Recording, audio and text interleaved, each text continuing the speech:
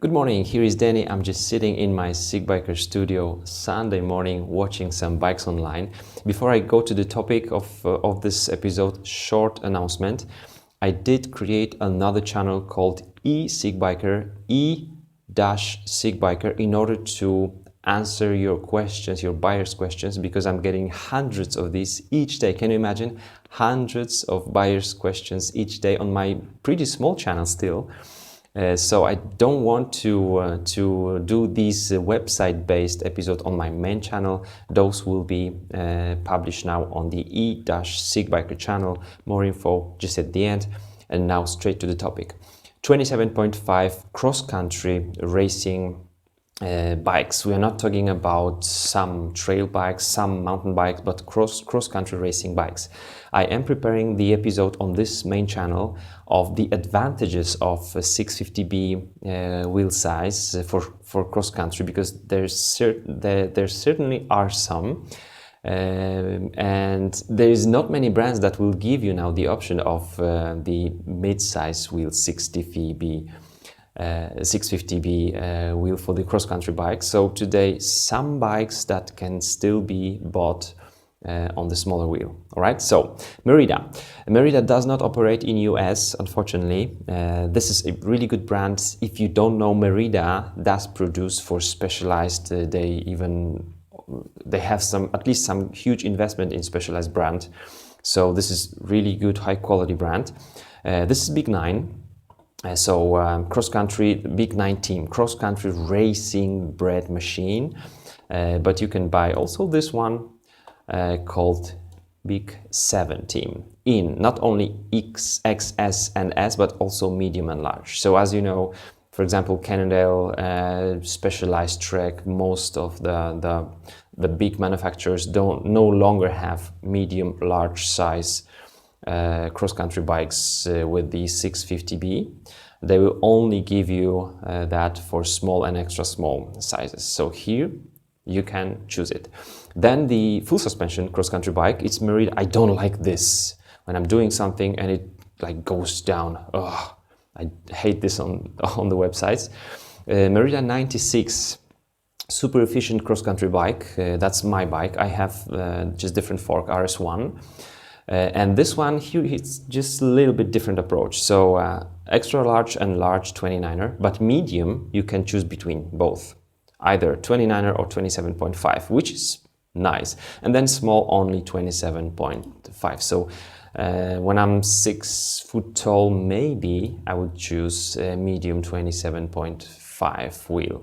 That's interesting, especially for the full suspension bikes. It has really makes a lot of sense to have 650B. More about that in the future. The next one, I think you should know this one. This is the German brand Corratec, known for many years. And this is not a trail bike. This is racing bred cross-country bike, RS1 in the front, highly spec'd with SRAM Eagle. It's called Inside Link Carbon 10 Hz. This one is really interesting. It's taken from the automotive designs from cars, suspension, really interesting one. 9.94 XX1 Eagle. There you go. You've got the travel of a cross-country bike, cross-country geometry. Great. So Corratec Inside Link Carbon, you have, it's even shown here, 650B wheels. The next one is Giant, and here we have interesting approach. Now each brand will have their own approach. So XTC Advanced, that's the 29er. This is the racing cross-country machine for 2018. But also you can buy the XTC Advanced in 27.5 plus version. So still, they put it in the cross-country range of the bikes, but this one goes a little bit more towards the trail bikes. Yes, they have the Fox 34, which is going towards a trail bike for trail bikes, but also 27.5 plus makes the bike heavier. It will handle very beautifully. Maybe on some very technical cross-country races, it will also make sense. Or maybe if you want to have fun every day on your bike and sometimes race cross country, this is the bike for you. But then let's look at these. First 29er, Anthem Advanced Pro 29er, so the Maestro rear suspension, and here we have 90 millimeters in the rear, 100 in the front, and big wheels. But also you can buy Anthem Advanced O or 0 with 27.5, and this is interesting, 110 by 130, I think. Yes, 110, 130. So this bike, you can set up the suspension so that it will be really smooth over the bumps, even for the marathon races. Not, as we say, the best rolling 29er, but this one with different sag, taking some bumps. If it's a bumpy roads and trails, this can be really interesting choice, and I'm gonna test that as much as I can in the nearest future on my channel. This is interesting. I want to see this bike, how it handles. Anthem Advanced 0 probably. So 650, a little bit more travel, because here 90, 100, and smaller wheels. Interesting, very interesting. The next one is Felt, and just to show you, they don't have racing bred cross-country machine. They say XC aluminum, Dispatch 7, pretty low components as for the racing bike, aluminum frame, so no carbon. But yes, they do have 27.5 each version, so maybe entry-level cross-country bike.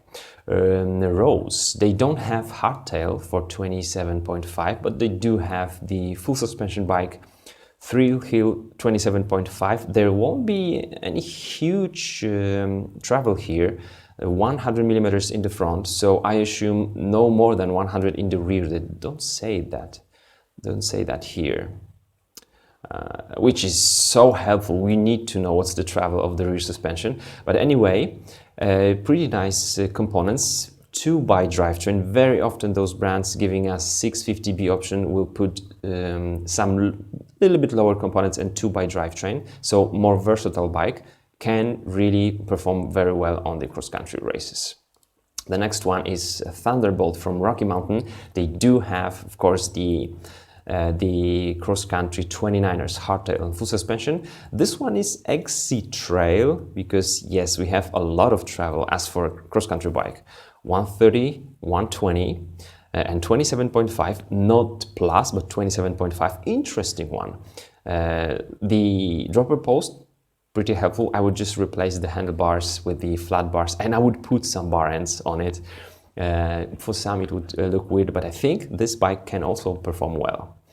The next one is Ghost, German brand, Lector 3.7, and this is the typical cross-country carbon hardtail. So carbon frame, the spec is very good for cross-country. So yes, you have 650B cross-country bike. As you can see, this is the, I think the 0.7 are the 27.5. So we have 2.7 and 3.7. There's also 1.6, 26 inch. Can you imagine that? And pretty nice components. And all those 0.9 are 29ers. So of course, 29ers just rule, but you have also option of the 650B. The next one is Bottecchia, Italian one. This is not the highest model, the red one, I don't remember the name, but it's different name. But still, RS1 here, you can opt for XTR components here, carbon frame, 27.5, and also the full suspension bike. But this one will be more of a trail bike, rather. So Fedaya 27.5, you've got the specs here. It will have too much of a travel in the front. Yeah, 150. It's too much for cross country, most likely. 140, 130, 120 is really nice. 150 it's just heavier bike, but for sure the hardtail very good for cross country. And finally the Bianchi. So Marco Aurelio Fontana used to ride for Cannondale. He's now riding for Bianchi, but his bike is the methanol.